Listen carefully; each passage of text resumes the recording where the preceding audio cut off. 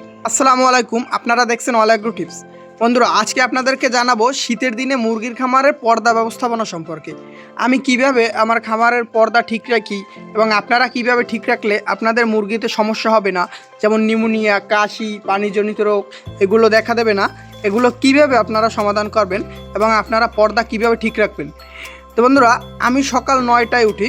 সকাল 9টায় উঠে এই যে দেখতে পাচ্ছেন এই সাইড থেকে আপনাদের খামারেও খেয়াল করবেন, যে সাইড থেকে একটু রোদ্রু পড়ে ওই সাইডটা তুলে দেবেন এবং খামারের ভিতরে যদি এরকম ফাঁকা জায়গা থাকে এগুলো খুলে দেবেন।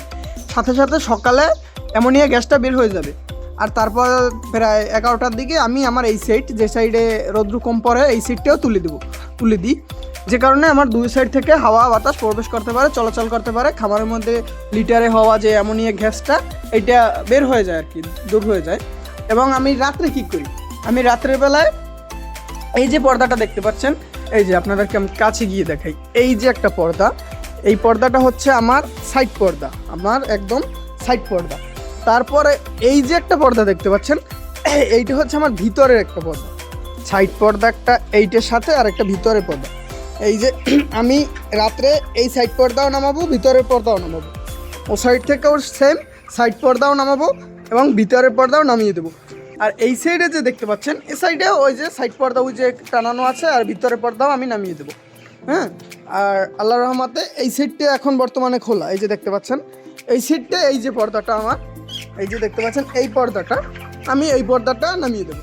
কিন্তু আমার এইখানে একটা ব্যাপার আছে, বলতে পারেন যে সব কিছুই রাত্রে আটকাই দিলে তো অ্যামোনিয়া গ্যাস হবেই, কিন্তু এখানে ব্যাপারটা হলো কি, আমি যে এই পর্দাগুলো দেবো, আমার দেখেন এই যে মাচা বরাবর, এই বরাবর সব পর্দা, আর এইটাও এই মাচা বরাবর।